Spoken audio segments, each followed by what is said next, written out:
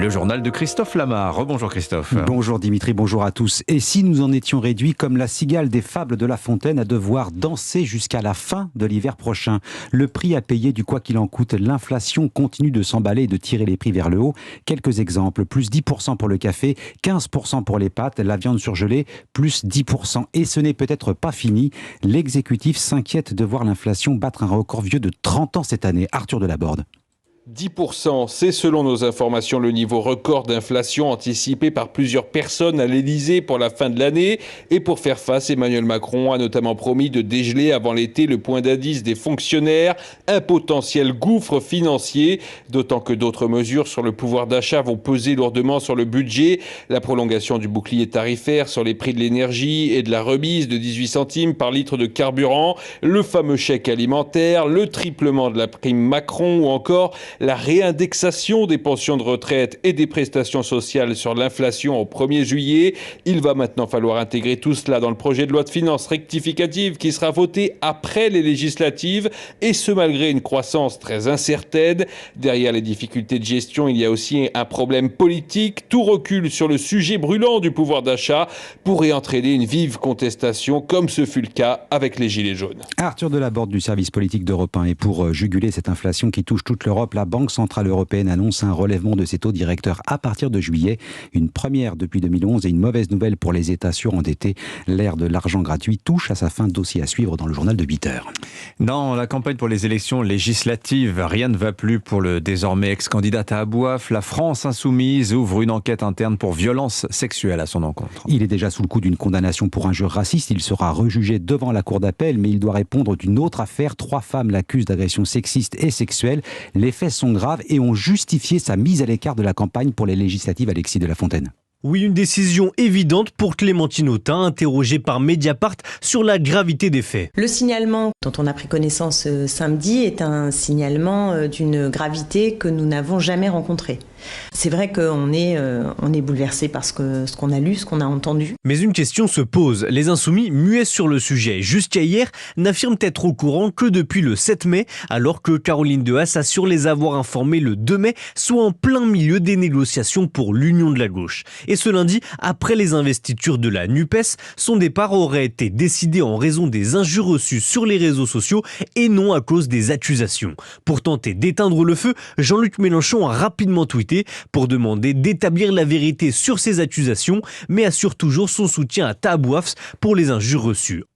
Alexis de La Fontaine. C'est le symbole de l'épidémie de Covid. Le masque ne sera plus obligatoire dans les transports en commun à compter de lundi. Annonce du ministre de la Santé, Olivier Véran, hier. Fini le masque dans le train, le métro, les taxis et dans les aéroports. Conséquence du recul de l'épidémie. Respirer sans contrainte, revoir les visages et les sourires, cela fait plaisir à certains. Cela en inquiète d'autres. Arthur Pereira est allé à la gare Montparnasse pour prendre la température. Et vous allez l'entendre, les Parisiens sont plutôt partagés. Reportage. Masque sous le menton, sac sur le dos, Dominique scrute attentivement le panneau d'affichage au milieu des autres voyageurs. Depuis quelques semaines, le retraité ne respecte plus la loi. Il attendait la fin du port du masque obligatoire avec impatience. C'est un soulagement parce que je prends le train à peu près tous les 15 jours, 3 semaines. Et c'est vraiment pénible pendant tout le voyage. Et comme les TGV sont très souvent en retard maintenant, on le porte encore plus longtemps. En attendant son train pour Bordeaux, François lit son magazine auto sur les bancs en bois de la gare. Le professeur de mathématiques l'assure, il l'enlèvera dès lundi, mais uniquement sur les longs déplacements. Moi je le porterai en fonction des situations. Effectivement, s'il y a énormément de monde, je le reporterai parce que je travaille moi dans une école. Et comme je suis au contact de beaucoup d'enfants, pour les protéger aussi, c'est bien de porter le masque. Pour d'autres, qu'importe la situation, ils le garderont. FFP2 sur le nez, Thibaut estime que c'est encore trop tôt. Il y a pas mal de cas qui circulent, surtout avec les vacances, il y a de nombreux déplacements dans les trains, on passe 4 fois 5-6 heures dans un wagon bondé. Bon, je pense que ça participe à la circulation du virus qui est encore présent. Mais l'arrivée des températures estivales devrait limiter la transmission du virus. En un mois, le nombre de contaminations a été divisé par 3. Arthur Pereira. Aux États-Unis maintenant, l'aide militaire massive des Américains en faveur des Ukrainiens est en train d'épuiser les stocks. Il y a le plan d'aide de 40 milliards de dollars qui doit encore être adopté par le Sénat, vote probable cette semaine. Joe Biden devra ensuite le signer, mais il faudra également fournir les armes et les munitions en grande quantité. Et c'est là que les problèmes pourraient commencer. Alexis Guilleux, vous êtes notre correspondant aux États-Unis. Washington a déjà considérablement puisé dans les stocks. Oui, d'après une commission du Sénat, fin avril, les États-Unis ont envoyé à l'Ukraine entre un quart et un tiers de leur stock de missiles anti-chars et anti-aériens. Et les élus le savent, le réapprovisionnement prendra plus de 2 ans. Tout simplement parce que ces armes de pointe sont longues à fabriquer et l'industrie de l'armement n'échappe pas aux perturbations qui touchent l'économie américaine depuis la pandémie.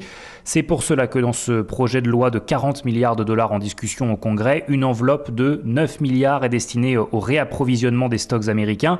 Ce texte permettra également la création d'un fonds de 6 milliards de dollars grâce auquel Washington achètera directement des armes à Kiev sans puiser dans ses propres équipements. Ce réapprovisionnement s'impose depuis quelques semaines comme une nécessité car les États-Unis parient désormais sur une guerre longue entre l'Ukraine et la Russie. Il faudra donc tenir sur la longueur. L'armée américaine a déjà dû faire face à des pénuries de munitions en Afghanistan et en Syrie et c'est pour cela que le Pentagone s'interroge sur l'ampleur du stock militaire nécessaire pour les prochaines années avec un double objectif, le réapprovisionnement complet et une modernisation de l'arsenal américain afin de conserver une avance technologique sur les adversaires. Alexis Guilleux sur le terrain, l'Ukraine qui bombarde désormais la Russie sur son propre territoire. Une frappe ukrainienne sur un village russe de la région de Belgorod a fait 1 mort et 3 blessés selon les autorités russes locales. Allez, le football pour finir ce journal, fin de la 36e journée. Hier, une scène bien désolante dans les tribunes du stade de Nice. Un Argentin qui ne nage pas bien, Emiliano Soulo, c'est ce qu'ont chanté une partie des supporters niçois, c'est ce que vous avez sans doute entendu.